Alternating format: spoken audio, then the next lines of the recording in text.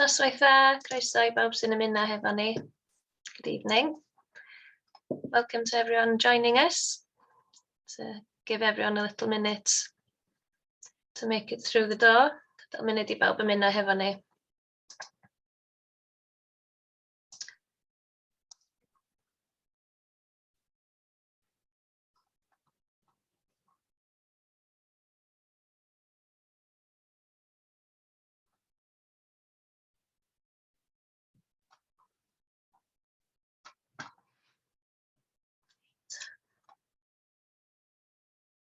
Yn dechrau llenwi yma. I'm starting to fill up. Mewn munud bach bydd Lowri yn esbonio'r cyfieithu. In a little minute, Lowri will be explaining the interpretation translation service. So if you can't see that button just yet, that's why. We'll be turning it on after Lowri's explained.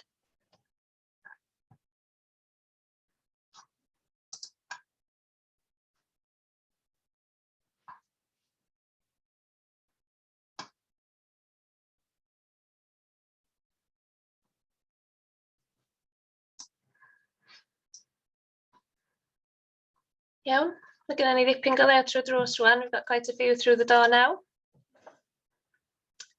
Lle, Lowri, would you like to explain? Okay, noswaith dda, good evening all. So in a moment, there'll be an option at the bottom of the screen for you to choose English.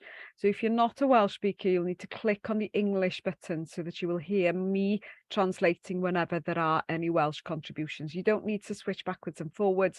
It'll automatically do that for you. So have a look for the English option at the bottom of the screen. It may be under the globe. You may have to press the globe and possibly OK at the end. And we'll have a quick test before we start as well. Lowri, if you could switch on the translation and we'll cross everything.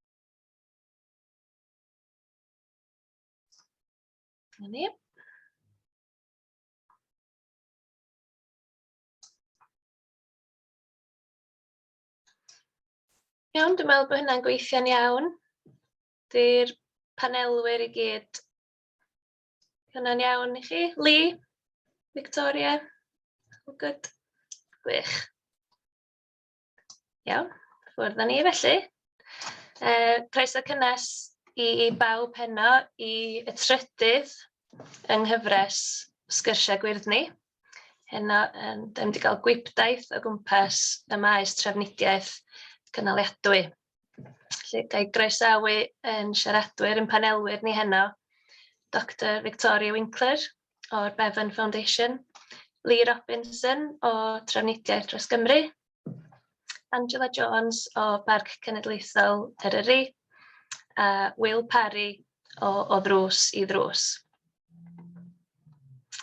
I'r rhai o'ch chi sydd ddim yn gyfarwydd, mae GwyrddNi yn fudiad sy'n gweithio hefo cymunedau I ysgogi gweithredu hinsawdd cymunedol a newid ymddygiad pro-amgylcheddol. Mae yna gannoedd o unigolion o 7 I 87 oed wedi gwirfoddoli I gymryd rhan mewn cynulliadau cymunedol I ddysgu, I rhannu a datblygu syniadau gweithredu hefo'i gilydd. A heno, mae'r Hedd Trafnidiaeth yn un enfawr. Cannoedd o gwmnïau a mudiadau, is-adeiledd, oedrannus, heriau llywodraethiant, rheoliadau a chyfreithiau cymhleth. Felly sut mae datrys yr holl beth a cyrraedd rhyw fath o ddyfodol iach, glân a diogel. Fel o'n i'n sôn heno, gawn ni drosolwg bras iawn ar brosiectau cenedlaethol, rhanbarthol, sirol a cymunedol sy'n ceisio symud ni'r cyfeiriad hwnnw. Cyn I ni gychwyn, chydig bach o adborth o ran be mae'r cynulliadau cymunedol ar yr hinsawdd GwyrddNi wedi bod yn ei drafod. Chydig bach o fwyd i'r meddwl wrth I ni gychwyn. Rhai o'r pethau mae pobl wedi bod yn ofyn amdanyn nhw ydy, maen nhw eisiau reidio beicio yn ddiogel. Mae pobl eisiau mynd a'i beicio ar fysiau ac ar trenau yn hawdd.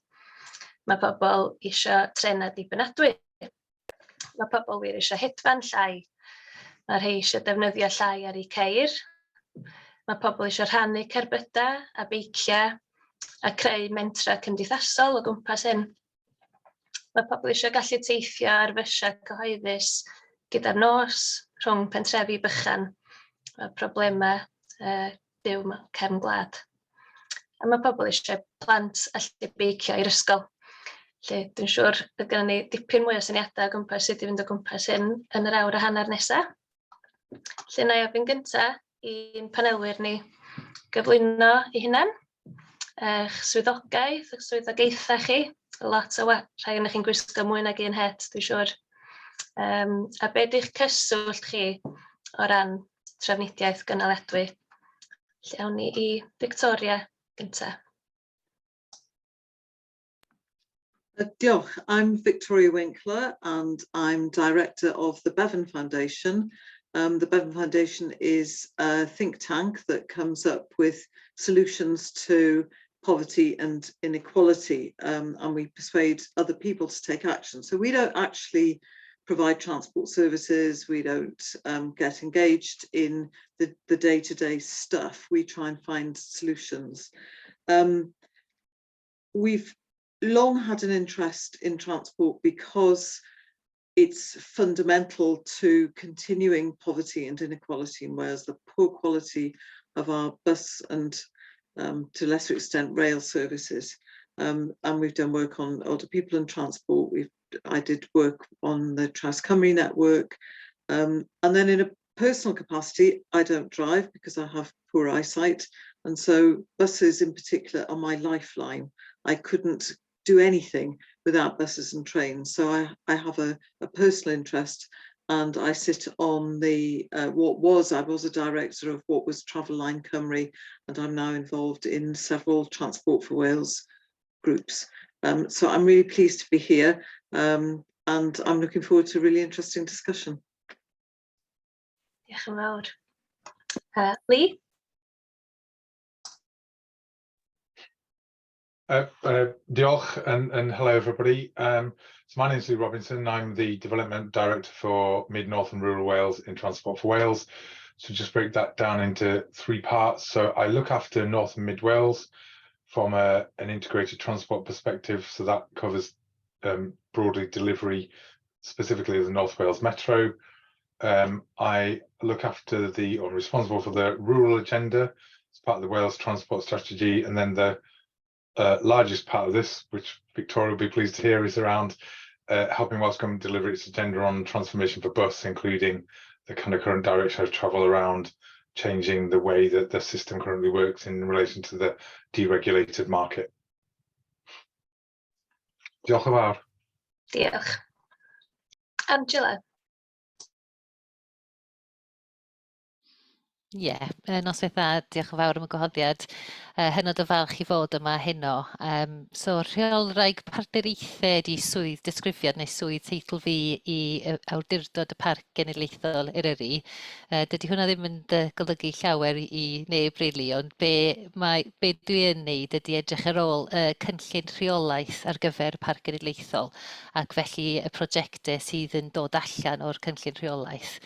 Ac ers 2020, un o'r prif prosiectau sydd wedi dod allan o cynllun Eryri a cynllun yr Wyddfa, sef cynllun penodol ar gyfer yr Wyddfa ac yr ardal hynny, ydy i wneud hefo trafnidiaeth Gynaliadwy a i edrych ar y problemau o barcio a thrafnidiaeth. Dyn ni wedi cael y profiad ohono fo yn yr ardal, yn y safle meil na fel dyn ni'n gael fo yn y honeypot site.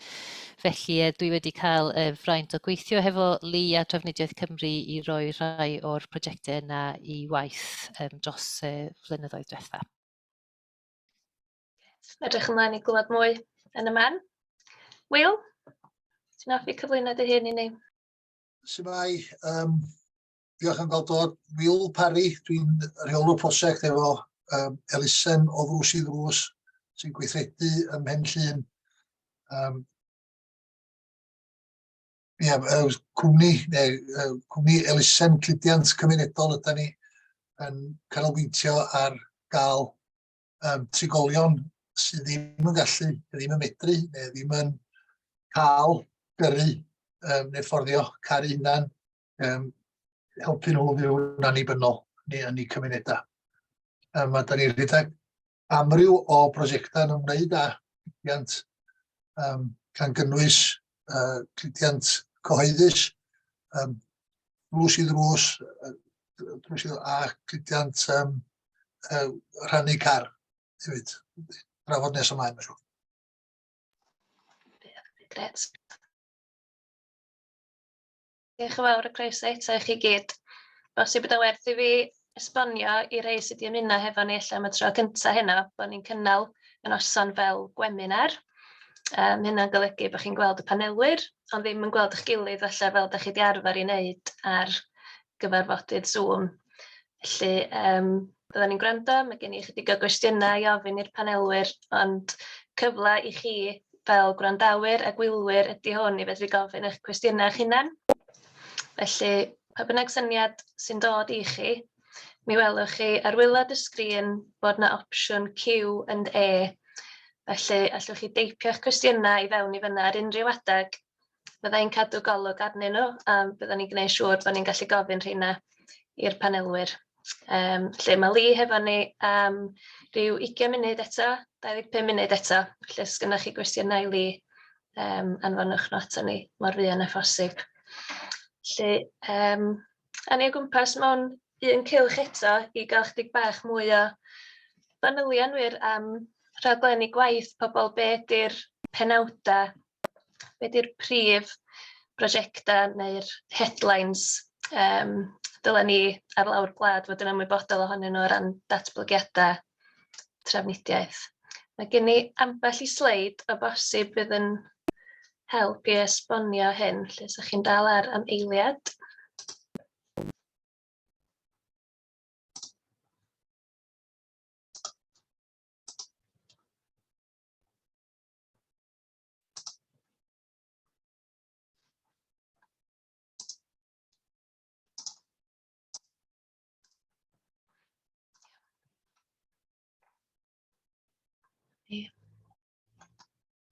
Bod pobl yn gallu gweld rhain. Felly hwn di'r pecyn sydd wedi cael ei anfon allan i bawb sydd hefo ni heno.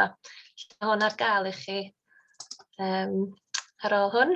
Mae gyflwyniad bach i'n bob un o'r panelwyr. Dwi wedi rhoi rhain i fewn yn meddwl o bosib bys efo o gymorth i helpu. Felly, ga i fynd yn ôl at Lee a gofyn os fysa Lee yn hapus i rhannu chydig bach am y datblygiad metro Gogledd Cymru. Yeah, so diolch. So if I just go through, so the North Wales Metro, just I suppose, just initially to dispel any myths, is an integrated transport system. I think some people have in mind when we talk about metro something like Paris or London, and that's not what we're talking about here. And it covers all modes. So the two railway lines we're principally interested in are the North Wales Main Line, which you can see on the slide here in yellow, and then the Borderlands line, which runs from Wrexham through to Bidston, which is the line to the right of the screen. We've generally worked in 4 or 5 zones across North Wales, and with each local authority, we've worked with them to identify and develop the bus network. Why are we doing that? Because for 3 reasons really. One is because some of you will be aware that Welsh Government has signalled its intention to move from the current deregulated market, which is where operators run commercial routes and local authorities contract routes from them, to a franchise system, which is where all routes would be contracted. And the idea behind creating this base network is that, subject to funding, is that we're able to look at things like reliability, frequency, hours of operation. So that picks up on some of the stuff that was said earlier about being able to move around later at night. For example, particularly around areas that have a significant tourism industry, particularly around Trafnidiaeth and places like that, where people who work in the hospitality trade and potentially live in the Conwy Valley are unable to, they're able to get there during the day but unable to get back by public transport in the evening. And then we've worked with the local authorities around the active travel plans for the key stations, and that's about walking and cycling.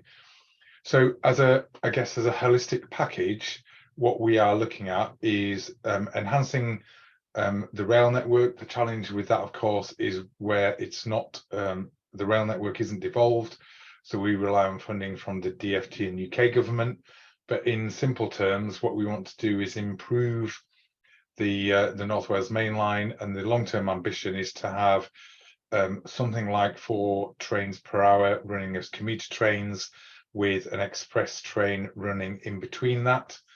And for the Wrexham Bidston line is eventually to get to 2 trains per hour running Wrexham to Liverpool, and then eventually trains running all the way from Wrexham through, to Bidston, eventually for trains running all the way through from Wrexham into Liverpool. And we currently have a union connectivity bid into UK government seeking funding to do some development work on that. And then just to finally say, the red stations on there are places where there are currently not any railway stations, and we're currently working with UK government to look at the opportunities to fund new stations at Greenfield, Broughton and Deeside. Of particular importance is Deeside, which gives access to the industrial estate there as well. So it's really just to give an overview of what the Metro is. It's all modes, and the overlaying all of that then in relation to the modes is what we would seek to do with things like ticketing and ticket pricing. So again, the ability to connect, to make sure if you get on the bus, your ticket will also be valid on the railway, and being able to connect modes so it's a single ticket and a single journey. I'll just flick through into the next slide, which is the longer term project operations, which probably affect more. I expect that lots of our audience will be from Eryri, from Northwest Wales. So the extensions. So I've covered the extension to Liverpool. Long-term goal, obviously, for the North Wales Main Line is electrification, but that is a long way away, unfortunately, and it's probably back of the list for UK government, which is where the funding comes from. What we're currently looking at the moment, which will be of interest, is you've got the rail network there, but we're also looking at, funded by Welsh Government, some opportunities to create an express Traws Cymru service from North to South Wales along the west coast, which actually does improve journey times over and above that of the railway, so that we're actually at least able to make some inroads into that kind of north-south journey time. You'll appreciate that anything from a rail perspective, north-south and northwest Wales, takes a long time, and it would be at least a decade or 2 decades before we got anywhere near that, because of the way the rail industry works. So I think Lowri, I've covered most of what's on there. Yeah, I would say so. That's fantastic. Okay. So we're just trying to get a bit of a feel of this macro to micro, what each of our panelists is. So the key part for North Wales for me is around bus, and it's about the extended accessibility to bus. It's about using bus to access the railway, because we aren't blessed in North Wales with the same railway infrastructure that they are in South Wales. So it gives us a much wider scope and opportunity. And I think if we are able to tackle reliability, frequency, hours of operation, and ticket pricing, it will go a long way to helping encourage people to use public transport rather than their own car. Diolch yn fawr. Diolch. Awn ni at Angela nesa. Ti'n hoffi cyflwyno bach mwy o fanylder o ran rhaglen waith? Ia, os gen ti'r slides yna, Lowri, hefyd, so na i just dangos cwpl ohonyn nhw, rhag ofn bod pobl ddim yn gwybod. Ond ers 2020, dyn ni wedi bod yn gweithio trwy partneriaeth yr Wyddfa i trio mynd i'r afel i'r problemau parcio Trafnidiaeth. O gwmpas yr Wyddfa ac Ogwen yn penodol, oherwydd dyna le mae'r problemau mwyaf wedi dangos eu hun. A hefyd, ochos oedd cynllun yr Wyddfa wedi cael ei lawnsio yn 2018, so oedd yn rhoi y gallu i ni actually mynd i gweithio a gweithredu yn yr ardal yna. Ers hynny, fel dwi'n sôn, dwi'n edrych ar ôl y cynllun rheolaeth ar gyfer Eryri, felly cynllun Eryri gafodd ei lawnsio yn 2020. So y nod ydy bod ni'n bod y gwersi sy'n cael ei ddysgu yn yr ardal yma wedi'n cael ei lledaenu ar draws yr ardal i gyd.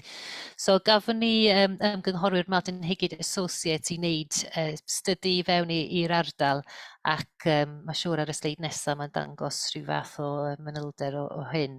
Mae hyn jyst yn dangos yr ardal o fod nhw'n yn edrych arno fo, so yr ardal fewnol.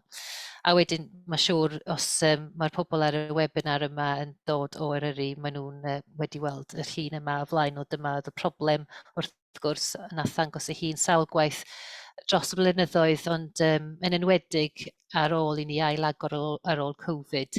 A dyma'r prif heriau rili dyn ni'n wynebu yn yr ardal ydy bod yr ardal hynod o prydferth yna, ond yn amlwg wledig iawn yn methu ymdopi gyda yr angen am fynediad gyda cherbydau yn ystod y cyfnodau bri a y tymor brig. Ac wrth gwrs mae hyn yn cael effeithio mawr ar y cymunedau lleol, ar yr ymgylchedd a phrofiad ymwelwyr hefyd. Ond mae gennym ni y peth positif efallai tynnu allan o hyn ydy mae gennym ni'r cyfle i draws newid yr ardal a rili mynd i'r afael ar y problem yma i un sydd yn cael ei adnabod yn ryngwladol fel lle sydd yn trio hybu ac yn edrych at twristiaeth Gynaliadwy at y dyfodol. A dyna be dyn ni'n yneliad fel Parc Cenedlaethol wrth gwrs hefyd. A dyn ni'n neud dipyn o waith ar y foment ar y cyd efo Cyngor Gwynedd ar yr elfen yna. A felly, ar y sleid nesaf, dwi'n meddwl, na i ddim mynd trwyddo'r sleidiau i gyd, ond jyst i roi trosolwg o be oedd yr ymgynghorwyr wedi argymell a sut mae twristiaeth Gynaliadwy, os liciwch chi, yn edrych yn yr ardal yma, bod fydd, wel, yn y tymor hir, a hir fel oedd Lee yn deud, fydd hyn yn cymryd flynyddoedd, dwi'n siŵr. Ond mae'n anelu at gwasanaeth bys o byses wennol sydd yn weithredu yn ledled yr ardal, a wedyn fydd ymwelwyr sydd yn dod i'r ardal yn gallu gyrraedd gyda trafnidiaeth cyhoeddus neu yn parcio mewn safleoedd porth lle wedyn fydden nhw'n cael eu drosglwyddo i fyses naill ai am ddim neu am pris rhad, dyna yr uchelgais at y dyfodol. Fydd parcio yn yr ardal fewnol yna yn cael ei lleihau heblaw am darpariaeth efo trwyddedau neu archebion o flaen llaw, a wedyn geith parcio hefyd ei hangu yn mannau porth a parth o gwmpas yr ardal fewnol yna fel o'n i'n sôn, so i hybu y parcio theithio ac yr elfen o dod i fewn ar trafnidiaeth gyhoeddus. Ond mae'n bwysig i ddeud, na i ddim dangos y sleidiau arall achos mae'n mynd i fewn i gormod o fanylder dwi'n meddwl, ond mae'n bwysig i ddeud, bod hyn yn deud twristiaeth Gynaliadwy a mae'n cael ei anelu at rheoli twristiaeth, wrth gwrs, mae o fod o fyd i'r cymunedau sydd yn byw ac yn gweithio yn yr Eryri yn llawn amser, ac wrth gwrs mae'r nod ydy bod yr gwasanaeth sydd well yma, lot well na dyn ni wedi weld yn y gorffennol, yn ar gael i pawb sydd yn byw ac yn gweithio yn yr ardal ac yn gobeithio rhoi, fel dyn ni wedi deud yn barod, lot fwy o fynediad haws, rhywbeth dibeniadwy o ansawdd uchel a gobeithio yn rhad i bobl sydd yn byw yn yr Eryri. Felly, ers hynny, dyn ni wedi bod yn gweithio fel partneriaeth rhwng Cyngor Gwynedd, Conwy a Trafnidiaeth Cymru, a dyn ni wedi rhoi rhai o'r prosiectau yma ar gweill ar i waith, ond mae'n mynd i cymryd flynyddoedd iddyn nhw i gyd, a os dyn ni gallu weld yr uchelgais, mae yn, fel ydych chi'n gweld yma yn yr rhestr o pethau dyn ni'n aneliad, mae yn uchelgeisiol iawn. So mae'n mynd i cymryd dipyn o buddsoddiad ac wrth gwrs gweithredu ar draws yr ardal ac yn clymu fewn i'r North Wales Metro fel oedd Lee yn sôn yn barod. Felly dyna beth dyn ni'n drio aneliad, a fel ydych chi'n gweld, mae o rhywbeth sydd wedi cael ei cytuno gan y partneriaid i gyd, so dyn ni gyd wedi ymrwymio tuag at hyn, ac gawn ni weld le dyn ni'n mynd o flwyddyn i flwyddyn ar y foment. Ddoi Victoria, a gofyn, ydych chi sôn bod chi ddim yn rhan o gorff gweithredol maes trafnidiaeth, ond o ran y byrddau ydych chi'n eistedd arnyn nhw, sut mae hyn yn ffitio fewn hefo darlun cenedlaethol a polisi a trywydd datblygiadau yng Nghymru.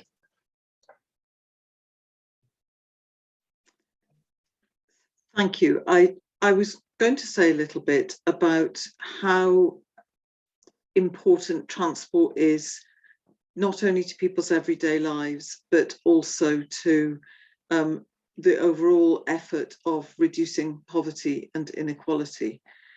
So we would see, and there's a lot of independent evidence that says that transport is a key, what's called an enabling service.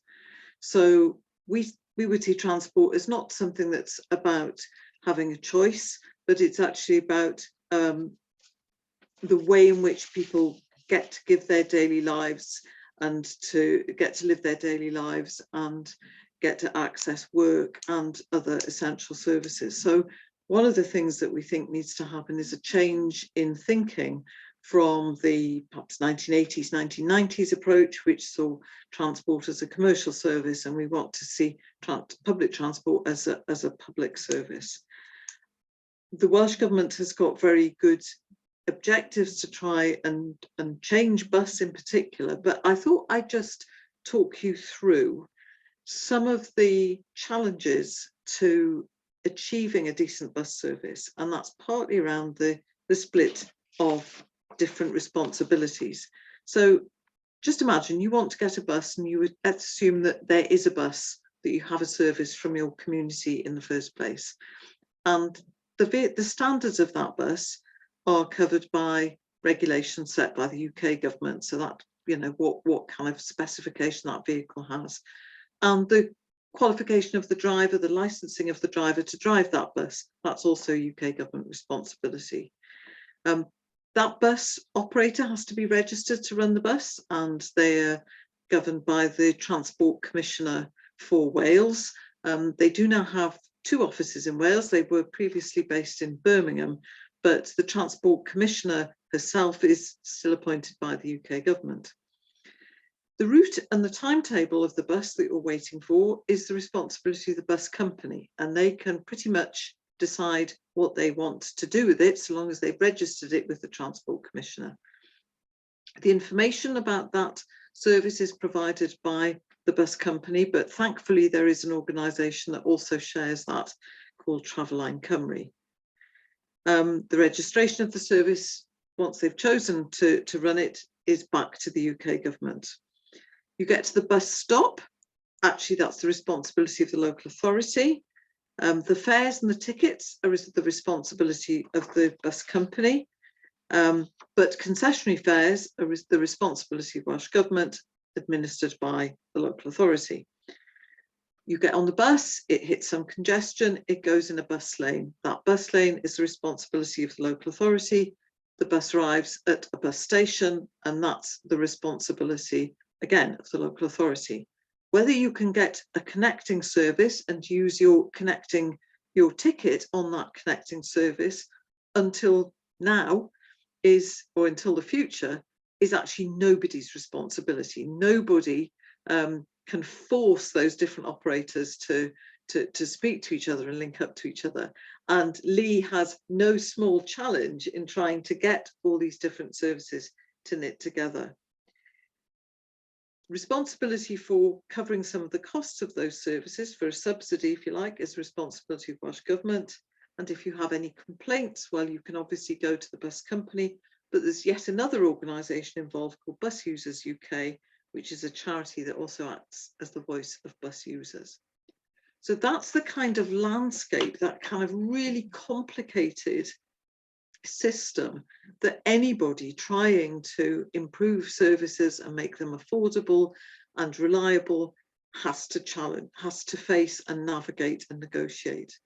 And that's part of the reason why it's so difficult. The other part of the reason is there's declining numbers using the services, and subsidies for buses have been pretty much fixed for, until COVID, were fixed at very low levels. So we face a huge, anybody who wants to develop bus services faces a huge, difficult and uphill struggle.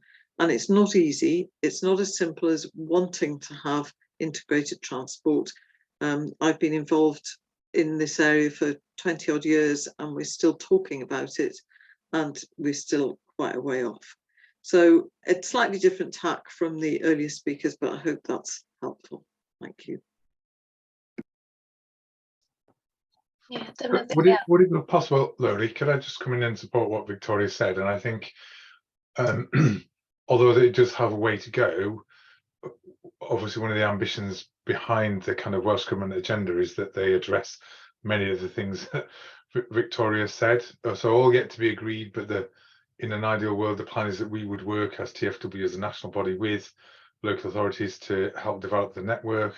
That network would clearly be integrated with active travel, bus to bus, bus to rail, and it would be a coherent network, and we'd start to address some of the hours of operation, accessibility, reliability, information, infrastructure, all those many things that that are kind of outstanding and which are really important, and will encourage people to use buses and public transport instead of the first option being their car.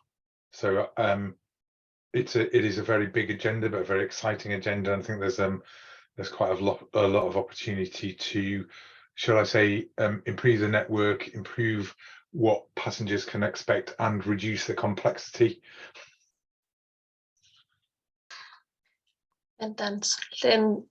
Ar ben y cymhlethdod o drio datblygu y rhwydweithiau yma ar is-adeiledd, bod chi wedi sôn bod y gofyn am wasanaethau trafnidiaeth gyhoeddus y bosib yn is na maen nhw wedi bod ers talwm. Da ni efo GwyrddNi'n trio gweithio i annog ymddygiad pro amgylcheddol. Os gan unrhyw un enghraifft? Os na allai jyst dod i fewn yna, Lowri, fel i yn gwybod hyn, dyn ni wedi llwyddo trwy cefnogaeth gan Trafnidiaeth Cymru i wella yr amserlen o gwmpas yn y gogledd o'r Wyddfa, be bynnag, efo siarpar Wyddfa yn ddiweddar. A dyn ni wedi weld cynnydd eithriadol o bobl yn defnyddio gwasanaeth yna sydd yn rili galonogol. Sydd yn grêt, so ni jyst eisiau ddeud, os mae'r gwasanaeth ar gael, os mae o ansawdd uchel, ac yn amlwg mae gennym ni ymwelwyr sydd yn defnyddio fo, ond dim jyst ymwelwyr, mae gennym ni sawl enghraifft o bobl leol wedi deud bod nhw yn reit hapus efo gwelliannau yn y gwasanaeth, a maen nhw yn fwy debygol o ddefnyddio fo hefyd.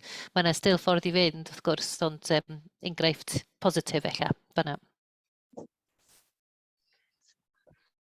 Lowri, os ga i na roed yngheniog i mewn... Ie, a ni'n mynd i ddod i ofyn i chdi am sut mae'r rhwydwaith o ddrws i ddrws yn datblygu. Dwi'n ategu bob dim ddudodd Victoria a deud y gwir. Mae'r tirwedd,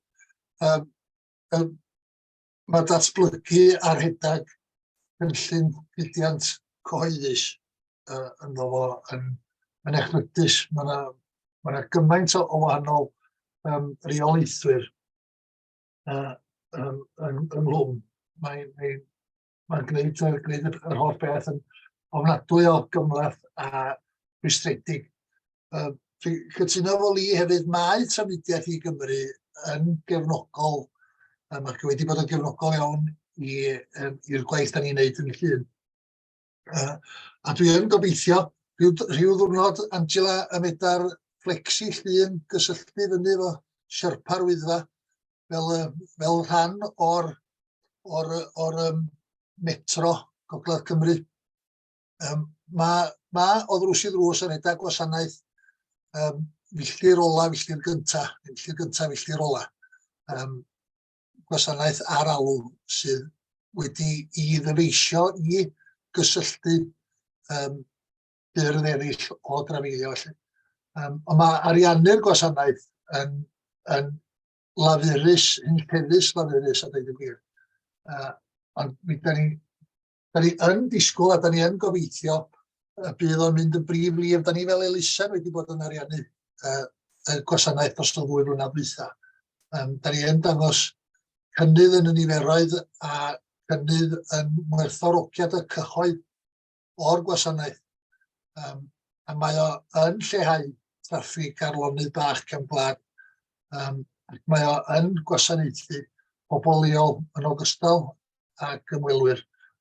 Mae rwy'n gofio, a dwi'n siŵr y bysa Angela yn cytuno efo fi, mae ardaloedd gwledig, yn enwedig ardaloedd gwledig sy'n ddiarffordd.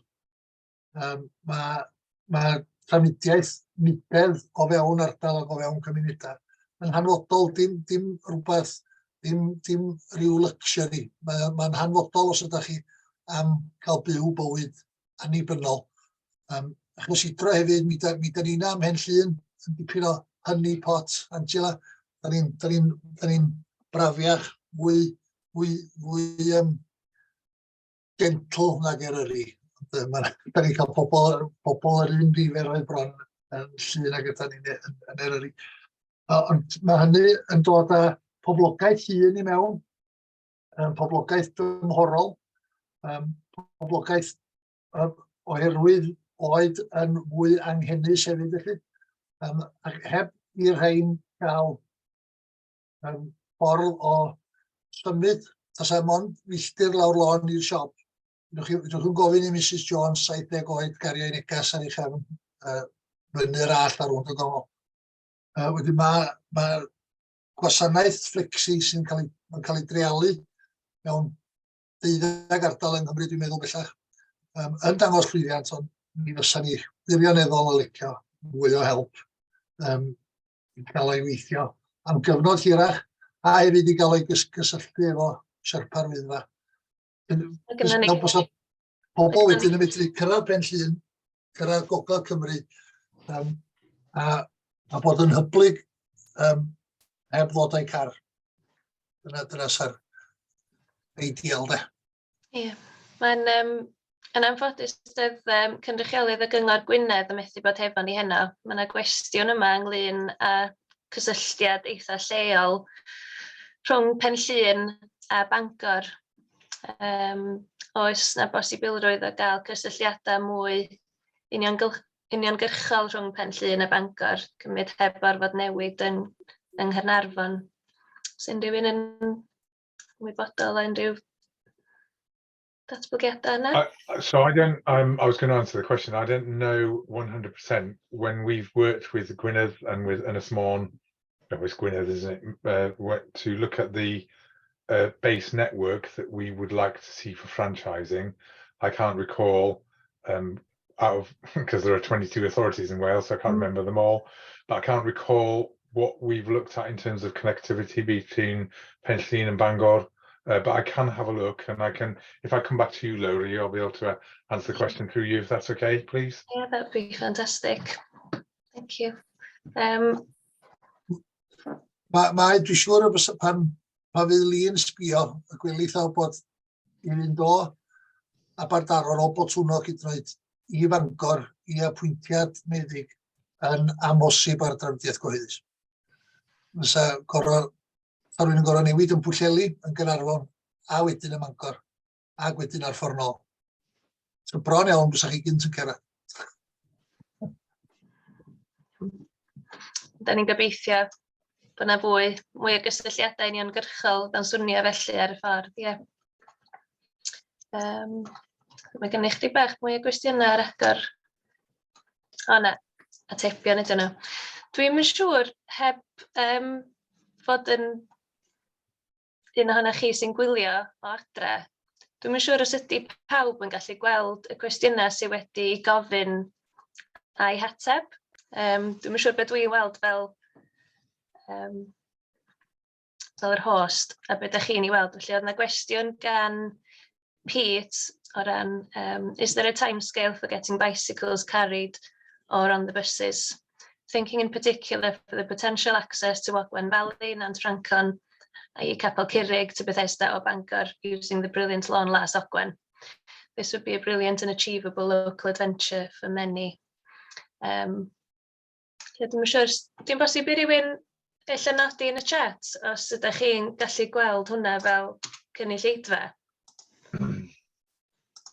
Lowri, I did respond to that question. Yeah, I see the response. I wasn't sure if I needed to relay the answer, or if if all the participants could see the answer or whether it was just the person that had asked the question. Not sure if anyone else is... I think I'd quite like to add to that answer as well, if that's okay, because one of the other projects that we are having support from Transport for Wales on is making the Lôn-las-Ogwen connection even better, and there's a few sections, especially from Bethesda to Zipworld, which the community of Bethesda have already risen with us as a major priority, that they'd like to see that little section connect, better connected. So we are doing some work on that with Cyngor Gwynedd at the moment as well. So that would even more improve the connectivity there in terms of bikes. And also, just to raise in that part of the world, we've got an amazing shuttle bus service running from Bethesda up to the Ogwen Cottage, which may even be extended into Capel Curig this year, which is run by Partneriaeth Ogwen. So I'm sure you know about that already, but they're starting that again this, hoping to start just after or for February half term. And that fills in the gap. The public bus, the T10, leaves, that runs every 2 hours. Having said that, the T10 is also an amazing service, and very recently I was on the T10 and I met a bunch of people who had come from London on the train to Bangor. Then they'd got on the T10 to come into Ogwen to walk for the day, and then they would go back to Bangor to stay for the evening. So it's really good to see the people looking to come into the area and actually being able to find those connections as well. So yeah, so hopefully that helps to add a little bit more meat onto that answer as well. Iawn. Dwi'm yn siŵr, does y neb I weld wedi ateb yn y chat o ran ydyn nhw'n gweld y cwestiynau a'r atebion. Felly na I ailadrodd un pwynt arall. Sorry ar draws, Lowri. Sorry, mae pobl wedi ateb yn y cwestiwn ac answers I ddeud bod nhw yn gallu gweld. Ond bod ambell I berson sy'n methu.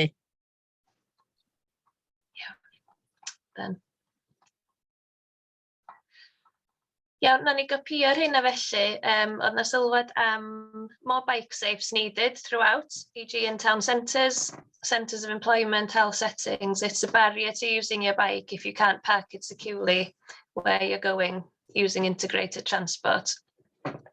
Is that likely to come in with the active travel hubs around some of the stations, Lee?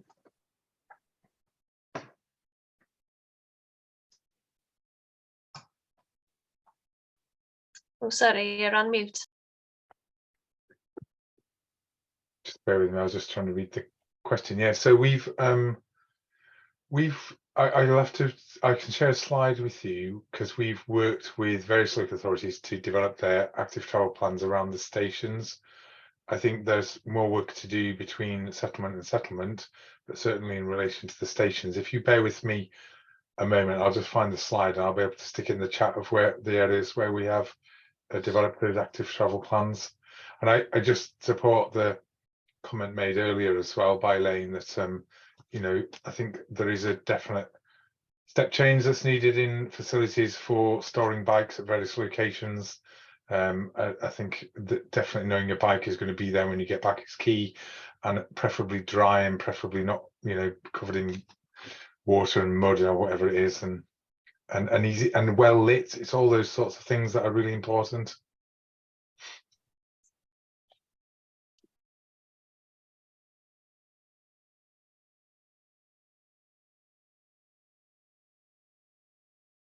Are you sharing a slide or popping something in the chat?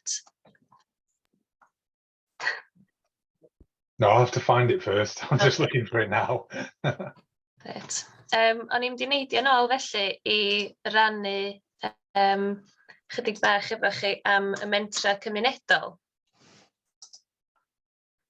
Mae Will hefo ni fel llefarydd y mentra cymunedol. Mae yna griw yn ardal Gogledd Orllewin Cymru sy'n gweithio'n agos iawn hefo'i gilydd. Partneriaeth Ogwen, yr Orsaf, cwmni Bro Ffestiniog ac o ddrws i ddrws ym Mhen Llŷn.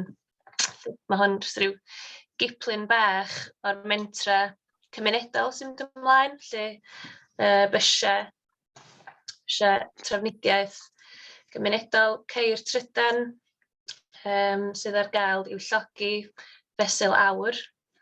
Chi weld ar y map yma lle mae rhai o'r gorsafoedd lle gallwch chi ddefnyddio prosiect rhannu cerbyd co-wheels. Mae yna 2 gar, dwi'n meddwl, ym Bethesda, un yng Nghaernarfon a un neu 2 yng Nghroesor. Mae yna gar ym Mhen y Groes, y Nissan bach yma fan hyn. Dych chi'n gallu ei logi hefyd. A mae gennych chi yn bellach hefyd, oes Wil? Oes, yn Nefyn ym Mhen Llŷn, oes. A sut mae pobl yn llogi hwnnw? Drwy yr un syniad o co-wheels, ond da ni'n defnyddio cwmni o'r enw car share i fod yn portal i'r rhannu. Da ni'n licio dweud bod o'n cael ei heirio, cael ei rannu. Mae'r gwahaniaeth yn subtle iawn, ond mae'n bwysig, yn enwedig os ydych chi'n trio chwilio am siwrans. Na ni'n neud siŵr bod y linciau yna yn y pecyn. A wedyn partneriaeth Ogwen, so ni'n sôn maen nhw wedi datblygu, mae yna weithdy beicio yna bellach. Maen nhw'n ailwampio hen feicio hefo moduron trydan. Lle mae yna rei wedi bod ar gael i'w prynu, mae nhw ar gael i'w llogi. Mae yna weithdy ar agor bob wythnos i bobl fynd i fewn yna trwsio, cael trin beicio sydd ganddyn nhw'n barod. A'r car trydan, a'r bws gwennol, fel ddari Angela sôn. Lle lot fawr o'r math yma o fentra yn codi o lawr gwlad i fyny sydd yn wych i weld.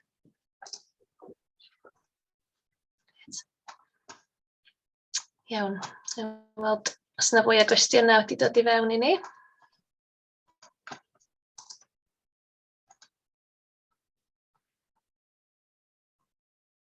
Iawn. Sylwadau da ni'n gael, dwi'n meddwl, mwy na cwestiynau. Dwi'n gobeithio bod pawb yn gallu gweld yr atebion sydd wedi cael eu rhoi yn barod rwan.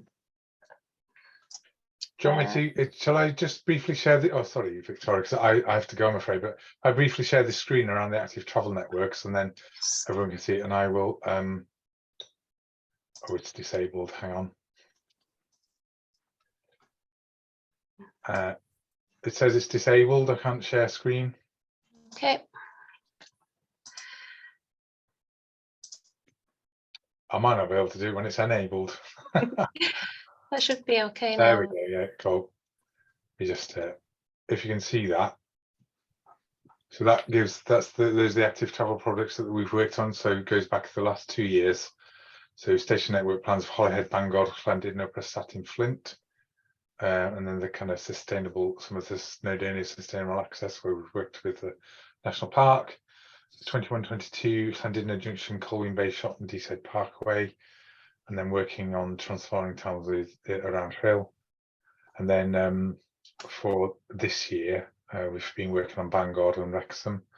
And so we've done 11 and we've done all of the category C rail stations, but there's a continued rolling programme of active travel around the stations working with the local authorities. I can send you that slide anyway, Lowri. Yeah, so I know a few active travel consultations have been running recently.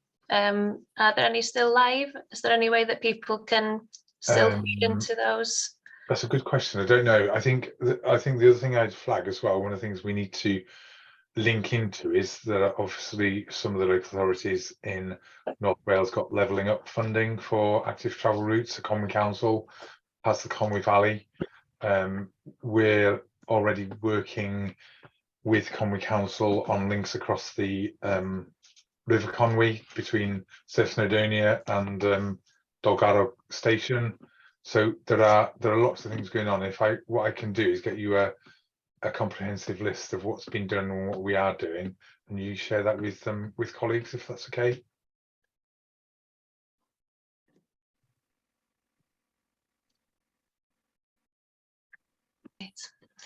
Yeah, I'm sorry I have to leave us, but thank you for your contributions. And yeah, any further questions that come in, I'll send them on and I'll make sure people get the responses.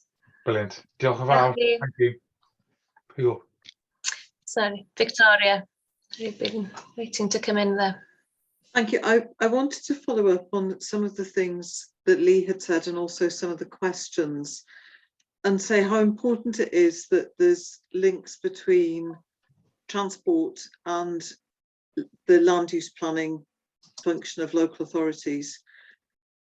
At the same time as you've got the development of lots of rail hubs and the really interesting active travel out of those rail stations, you've got a lot more a lot of existing out of town or edge of town developments, whether they're public facilities such as university campuses or hospitals, or whether they're commercial developments, edge of town retail parks, that kind of thing. And they make getting transport to those places really, really difficult. And even on a micro level, there are things that go ahead that to me, just are incredible.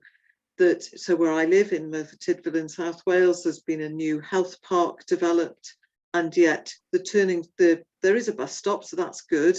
But in fact, the layout of that bus area is such that a big bus can't get in there and turn around. So they don't go there, they park outside, which means people on crutches and goodness knows what else who aren't mobile at all have quite a long walk from the place where the bus can stop. Similarly, there was a new development in Vale, lovely new learning campus, fantastic, no bus stops. And this kind of thing happens all the time, and it just beggars belief really to me that in 2023 we're still allowing developments like this that are just impossible. Public transport and bike use and pedestrian use is designed out rather than being designed in. Now, I understand it's difficult where you have, the topography is difficult, or where you've got 19th century housing, and that does make life difficult. But for new developments, I think it's unacceptable that we are making the assumption that everybody will arrive by car, because they can't at the moment and they shouldn't in the future. Oes na unrhyw arwydd bod na newidiadau ar y gweill o ran rheoliadau cynllunio i orfodi y math yna beth? Chi'n disgwyl hefo deddf llesiant cenedlaethau'r dyfodol y bysa cynnig trafnidiaeth felly yn hanfodol? Will?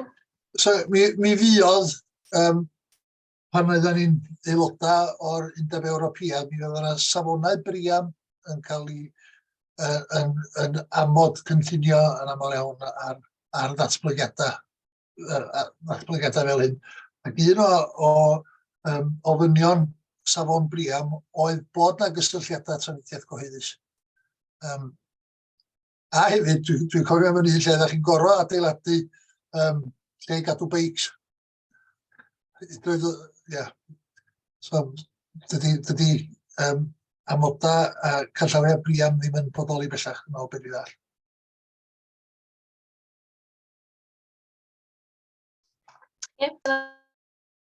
Dwi'n gallu just siarad o ran yr adran cynllunio o fewn o parc sydd ella ddim yn union be oedd Victoria yn sôn amdan, ond dyn ni yn adolygu'n cynllun datblygu lleol ar gyfer Eryri ar y foment, o'r proses yna wedi cychwyn, ac y ffaith bod ni efo'r nod yma o gael trafnidiaeth Gynaliadwy trwy'r ardal ac yn anelu at fel o'n i'n sôn, twristiaeth Gynaliadwy hefyd, mae o'n bendant mynd i dod i fewn i'r adolygiad o cynllunio ni. A dwi'n yn gallu siarad dros Cyngor Gwynedd, ond gan bod ni wedi arwyddo memorandum o ddealltwraeth hefo nhw i anelu at twristiaeth Gynaliadwy yn y pen draw, ac un o'r pethau sydd wedi codi yn pob un ymgynghoriad ni wedi wneud ar y pwnc yna ydy trafnidiaeth cyhoeddus a Gynaliadwy ar draws yr ardal. Dwi'n gobeithio fydd hwnna'n canolog iawn i'r adolygiad mae nhw yn wneud o cynllun datblygu lleol nhw hefyd. Yna lot o themau o gwmpas, rhwystredigaeth neu rhwystra o ran deddfa cynllunio. Mae fod twristiaeth Gynaliadwy hefyd, dwi'n siŵr bydd pobl sydd efo ni hynna yn meindio bod ni'n mynd ychydig bach ar gyfeilion. Ond rhwystra fel trio adfer hen adeiladau, bod i ddim yn bosib adfer adeilad i'w gynnig fel tŷ gosod i bobl leol, ond mae'n bosib adfer adeilad i gynnig o fel tŷ ha. Lle gobeithio bydd yr adolygiad yna o'r cynllun datblygu lleol yn dod â newidiadau eitha sylweddol. Ie, mae yna pecyn i wneud efo ail tai a ail cartrefi yn amlwg yn digwydd ar y foment oes. So, dyna oedd yr ail pwnc rili gryf ddath allan o pob un ymgynghoriad nathon ni. A beth yw'r amserlen ar hwnna? Dyn ni yn lawnsio cynllun strategol gobeithio yn cyn y tymor ymwelwyr, so yn mis Mawrth. Wedyn, dyn ni'n mynd ati ffurfio partneriaeth a wedyn cynllun gweithredu cyn diwedd y flwyddyn, wel, yn ystod y misoedd nesaf. Wrth gwrs, dydy hynna ddim yn golygu bod dim byd yn digwydd ar y foment, mae yna gweithredoedd yn digwydd trwy'r amser. Ond o'n i fod o'n rhy bwysig bod y partneriaeth, sef cynrychiolwyr o'r meysydd i gyd ar draws yr ardal yn dod at ei gilydd i creu y cynllun gweithredu yn hytrach na jyst y ddau awdurdod, os liciwch chi. Wedyn ar rhan cynllun datblygu lleol, mae y proses o adolygu yn Eryri wedi cychwyn ac yn Cyngor Gwynedd mae'n cychwyn cyn diwedd y flwyddyn o be dwi'n deall hefyd. Ti eisiau dod i fewn ar hwnna, Wil? Dwi'n meddwl bod cynllunio yn un isiw penodol iawn, ond mae is-adeiladwaith ar gyfer gwefru hefyd yn isiw mawr iawn. Mi glwsoch chi Victoria yn sôn gyna am cymlethdod yr amgylchedd mae rwy'n yn darparu cludiant cyhoeddus. Ond ardiwch ar ben hynny wedyn cyfyngder, a dwi'n siŵr bod Angela'n gyfarwydd ar y diffyg sydd yn rhwydwaith dosbarthu trydan mewn ardaloedd gwledig. A beth sydd yn digwydd yn fwy penodol o bosib, dwi'n yn gwybod ffigurau am y parc, ond ym Mhen Llŷn lle mae 12% o'r aelwydydd o'r tai ym Mhen Llŷn yn 2 gwyliau. Gan amla gan bobl mwy cefnog na'r bobl leol. Mae gosod pwynt gwefru ar eich tŷ ha yn dwyn y capacity yna oedd ar y grid. Wedyn, os nad ydym ni yn mynd i osod rhwydwaith o bwyntiau gwefru, fel bod ni yn medru bachu'r capacity, mae'n debyg y bydd cryfhau neu addasu grid lleol yn Llŷn beth bynnag ac ar draws Gogledd Cymru yn blynyddoedd i ffwrdd ynde, lle bod angen yr is-adeiladwaith o'r rwan.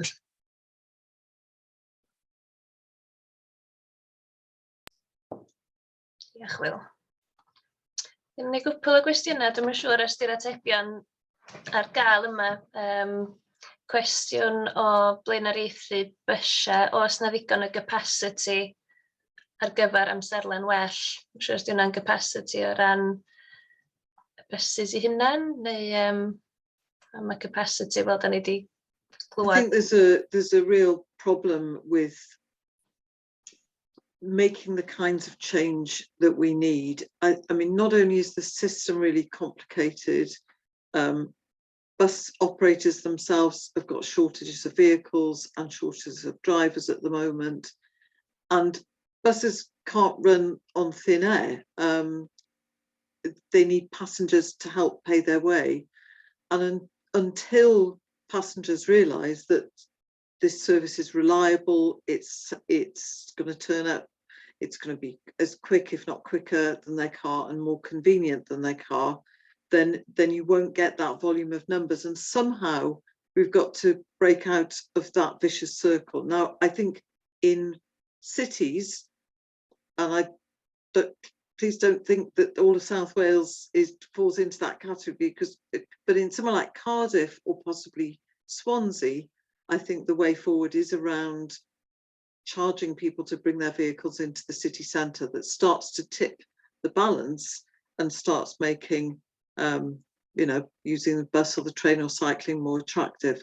I think the challenge in rural Wales is even more difficult. I mean, I use the different Trascymni buses regularly, and I sit on the T4, for example, up to Brecon and Builth and Newtown, which is a fantastic service.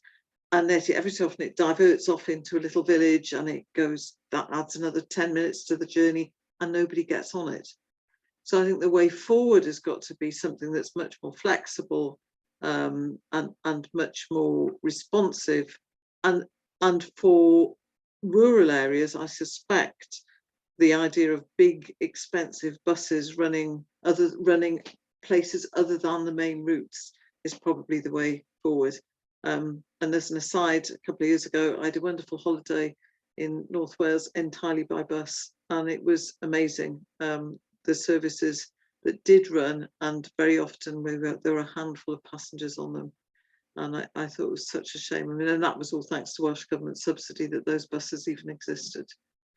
So I think, I don't, while I think there are a lot of really important local initiatives, I think until we can get the bigger framework in place of the planning system, of the demand and of the regulation or more flexible regulation of services, I think it's going to be really difficult.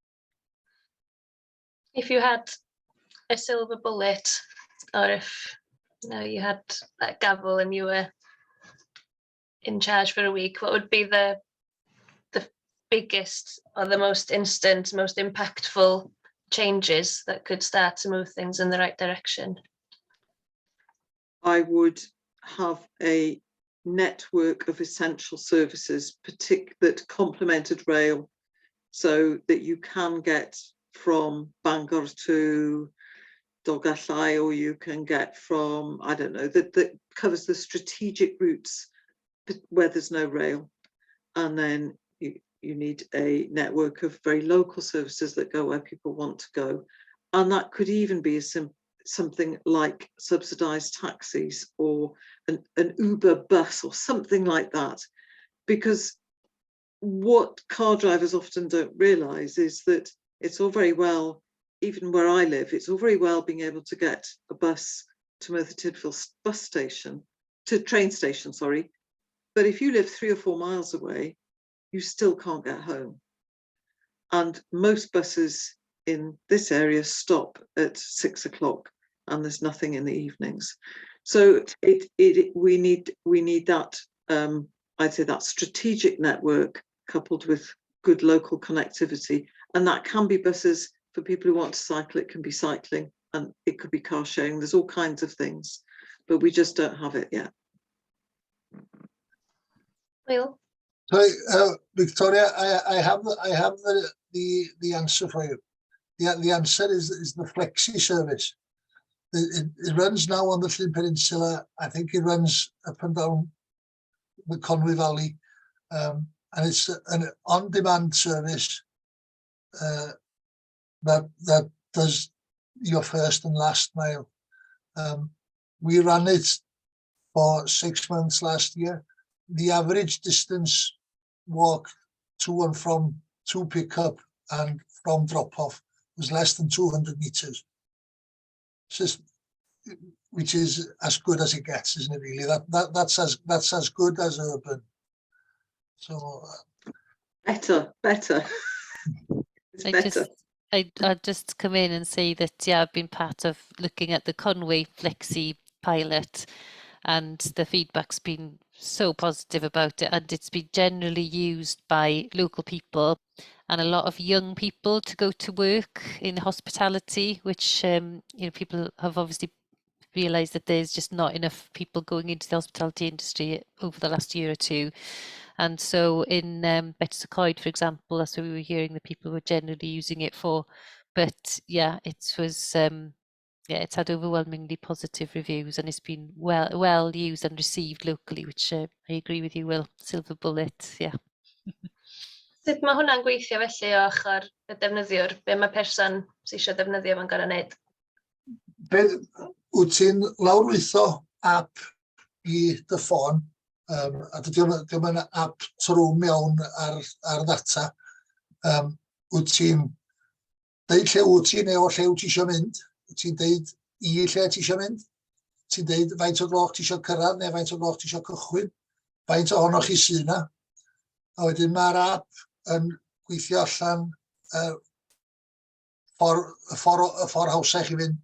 Ond be sy'n glyfar am yr app ydy hwyrach y byddwch chi'n codi teithwyr eraill i fyny ar y ffordd ac eich byddwch chi'n gollwng teithwyr eraill ar y ffordd. Mae o'r fath o ryw Uber clyfar ofnadwy ydi o. A mae o gyd yn gweithio ar app. Mae'n gweithio ryw awr o rybydd mae angen. Ie, ni'n mynd i ddeud. Mae'n rhaid i chi ffwcio o flaen llaw, ond dim llawer. Iawr i fo lot. A mae o yn rhad iawn a mae o'n cymryd yr holl concesiynau sy'n mynd i chi. Mae'n syniad, mae amser wedi cyrraedd, sy'n ni'n dweud, miliwch y gofod. Pwy di'r darparwyr felly? Pwy sy'n cynnal y gwasanaeth? Pwy sy'n... Di hwnna'n... Yn Llun, Elusen sy'n redeg o, ddrws i ddrws sy'n redeg o, yn Conwy, darparwr preifat sy'n yna.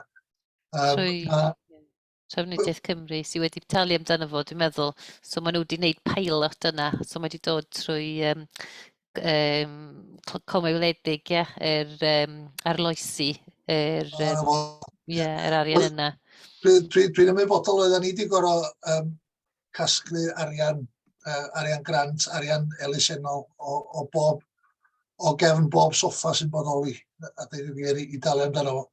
Y gobaith ydy y daw o'r wasanaeth prif nif yng Ngwynedd, beth bynnag, dwi'n siŵr am beth sy'n digwydd yn Conwy. Y gobaith ydy daw o'r wasanaeth prif nif ac wedyn y bydd o'n cael ei ariannu allan o bot trafnidiaeth. Mae'n swnio'n wych. Oedd gan Victoria law i fyny dweiliad yn ôl. I was going to ask, what are the barriers to making that flexi service more widespread?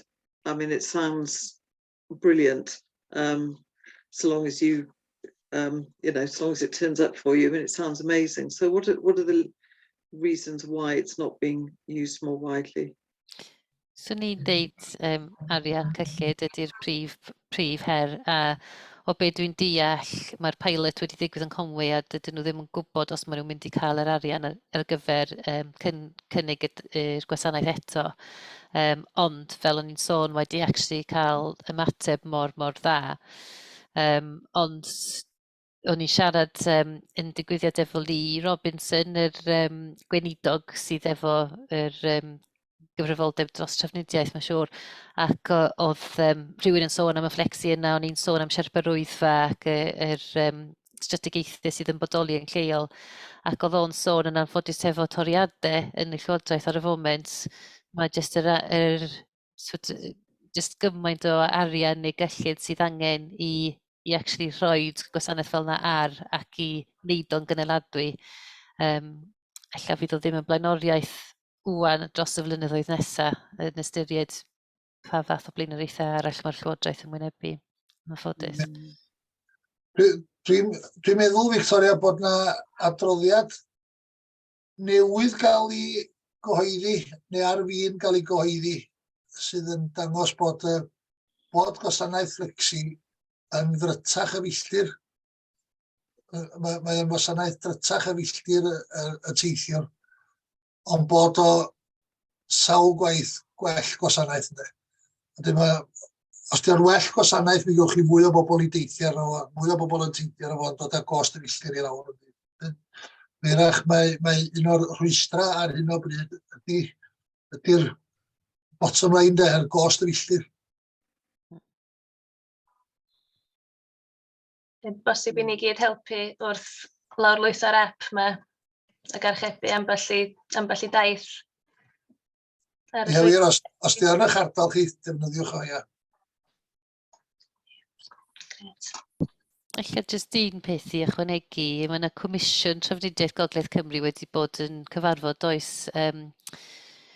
Burns Commission, dwi'n meddwl oedd o'n y de, a gawson ni'r un fath o bethau digwydd yma, a mae'r adroddiad yna, maen nhw'n disgwyl cyhoeddi fo, just checio dydd Iau yma, so fori, so felly fydd hwnna hefyd yn rhoi syniad da i ni o be fydd blaenoriaethau y Llywodraeth dros y flynyddoedd i ddod, y flynyddoedd nesaf o leia. Gen ti unrhyw mewn welediad i'r adroddiad yna, Victoria? Ti wedi bod yn rhan o unrhyw ddatblygiadau neu unrhyw gyswllt efo'r gwaith yna yn y Llywodraeth?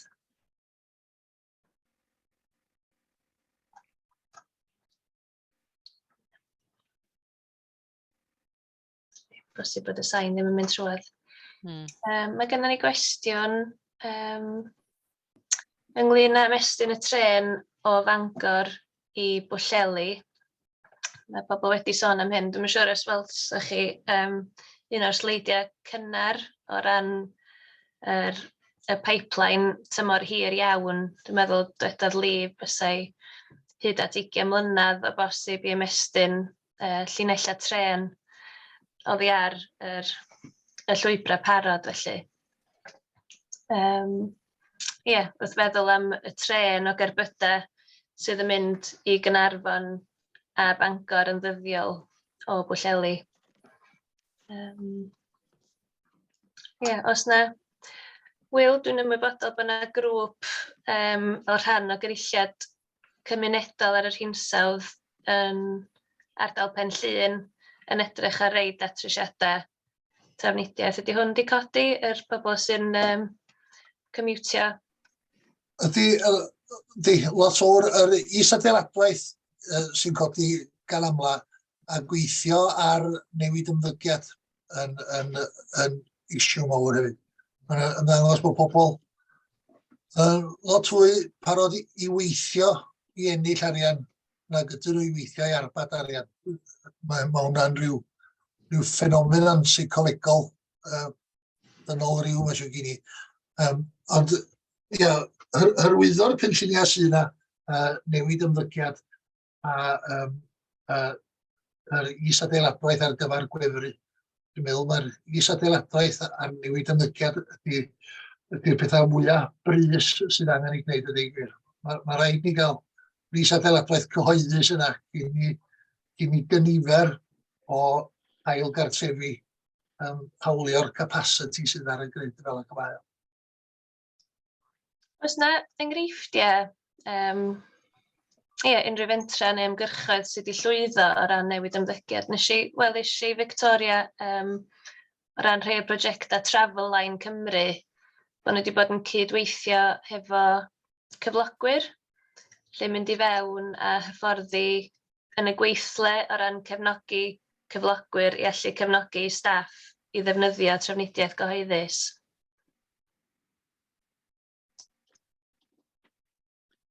Yeah, so Travel Line, it actually until about 5 years ago, it didn't get any government funding. It was funded by the bus operators, but it does now get Welsh Government funding, or it's now merged into Transport for Wales, and it's covered that way. But as part of the role, that the Travel Line took the initiative to do some really proactive marketing and I don't know what the right word is. I suppose almost brokering, bringing people together. So they've worked with employers, helping employees to work out their travel plans. They've worked with universities so that students are encouraged to use public transport rather than getting a car. And that's called My Uni Journey. And I guess that operates in Bangor as well as in other universities. And they've also worked with some health boards to try to make travel to medical appointments more straightforward as well. I think the difficulty has been is that in doing that work, they've identified gaps in public transport provision, but so there isn't a service at such and such a time, or there isn't a service to a particular place. But all that Travel Line can do is pass that information on, and it's for the bus operator to decide whether or not that's a commercial proposition for them, and very often they decide it's not. And even less are Travelline able to come up with ideas about or recommendations in respect of cycle journeys or walking. And I think that's a real gap, because how else can you know demand? But anyway, I think what Travelline has done is really good and has certainly helped to switch some people from using their car to other modes. Yeah. Gwych. Unrhyw un arall, Angela, neu Will, efo unrhyw enghreifftiau sut ydych chi'n gweld ar lawr gwlad? Os unrhyw straeon newydd da, unrhyw astudiaethau achos, dwi'n bod Angela wedi sôn am pobl wedi teithio fewn ar y tren ac ar y bws i fynd i ddyffryn ogwen i gerdded. Ie, a dyn ni wedi glywed enghreifftiau fel yna. Fel arfer, dyn ni'n cael comments neu sylwadau fel hyn ar Facebook neu Twitter neu rhywbeth pan dyn ni yn rhoi rhywbeth allan am y buses yn yr ardal. Ni wedi cael hefyd enghreifftiau pobl dod o Aberystwyth am y ddiwrnod ar traws Cymru, a wedyn dod i Port Madog a gallu cael y bus wedyn o fanna, dringo'r Wyddfa, dod yn ôl i Port, peint yn yr Australia, a gallu mynd yn ôl i Aber am 5 punt neu 5 punt 50, dwi'n meddwl ydi o. Felly mae hwnna'n anhygoel, dydi? Anhygoel. So mae yna gret enghreifftiau, ond dwi'n cytuno bod mae'n fine line, tydi, a beth sy'n dod gyntaf, newid ymddygiad neu'r gwasanaeth sy'n mynd i wneud i bobl newid ymddygiad, a dyna be dyn ni'n cael trwy'r amser i gael bobl allan o'i geir. Dych chi gorau mynd i cynnig rhywbeth da ac dibeniadwy iddyn nhw. So mae yna gwaith mawr i wneud yn fanna, ond fel o'n i'n sôn, gan hyrwyddo i ni yn Eryri, gan hyrwyddo lle fel enghraifft da o dwristiaeth Gynaliadwy, dyna beth dyn ni'n trio wneud ydy cael y syniad yn pennau pobl cyn iddyn nhw dod yma, bod na pethau fel yna ar gael, a dyna be di naws y le yma hefyd, dyna sut mae pobl yn teithio gwmpas yr ardal, a mae yna gwasanaethau ar gael. Ond tan bod y gwasanaethau yna ar gael yn llawn, dyn ni ddim yn gallu mynd all out a hysbysu ac yn hyrwyddo'r lle fel, dych chi'n gallu mynd i pob man ar trafnidiaeth cyhoeddus, achos dydy hynny, ar y foment dydy hynny ddim yn wir. Felly mae yna gwaith i wneud yn bendant. Swn i'n dychmygu bosib bod un yn mynd i ddilyn y llall os di pobl leol yn gweld bod pobl yn gallu gwario eu hamser sbar yn dod ar ei gwyliau a defnyddio trafnidiaeth gyhoeddus. Mae rai bod o safon gweddol ydy, bod yn buddsoddi gymaint o hynny. Mi wneithwyd gwerthusiad o wasanaeth Flexi Llun flwyddyn dwytha, a mi oedd 25% just o dan 25% o ddefnyddwyr y gwasanaeth yn lleol, a mi oedd 45% o'r rheini'n defnyddio'r gwasanaeth i fynd i gwaith, pobl o dan oed dreifio mewn gwaith penwythnos, gwaith ha felly. A mi oedd y gwasanaeth yn rhedeg am 103 diwrnod. Yna un graduras o Llanestyn wedi ddefnyddio fo 94 o weithiau. Oedd i bob un diwrnod i ac o'i gwaith. Fysa ddim yn gweithio heb fod. Meddwl am y mentra fel yng Nghas Newydd, oedden nhw wedi treialu gwasanaeth bysiau am ddim. Mae'n siŵr am pa gyfnod nath hwnna bara. So in Newport, they piloted free bus service on certain routes. I'm not sure what the outcome of that pilot was. I'm not aware that it's continued. It certainly was piloted in Newport, and for a period there was free Saturday travel on the T4 service, which runs Newtown to Cardiff. It was packed. That local service, certainly the bit into Cardiff, was absolutely packed on a Saturday, but that has now ended, and I don't think the Newport pilot has continued as well. I think part of the problem is that if you don't have a car at all, it's a big step to put the essentials in your life in the hands of something that might end. I'm sure people here have also suffered this, but I had a job in a place where I relied on the bus, and the bus service was withdrawn. And that was it. Now, I was in a position where I could find a solution to that, but a lot of people can't do that and don't have flexible employers. And I think people who rely on the bus need the, not just assurance, but cast iron guarantee that they can get home, they can get to work and they can get home, and that the bus isn't going to be an hour late or just not turn up at all or be withdrawn in 6 months' time. And I think we need to have that kind of that confidence, that long-term confidence before people make the switch. Fantastic. Mae web that da ni'n dod yn agos I ddiwedd yn amser ni efo'n gilydd, am hanner o'r diwedd. Na un cwestiwn yma, what mechanisms are available to move development from A55 greenfield sites to sites close to transport hubs? Question for Victoria. Sounds very specific. I'm not sure. I would say I can't comment on the specifics around those greenfield sites, but the same tools are there as shape development everywhere. And that's a combination of incentives to get people to go where you want them to go, and restrictions to discourage them from people to put in developments where you don't want them to go. So you either do that through the planning system or you do it through tax system. And it's almost as simple as that. We have a massive legacy of car and vehicle dependent development, massive. But I think we can start doing things a bit differently. Mae yna gwestiwn gan Maria hefyd yn gofyn am enw'r app.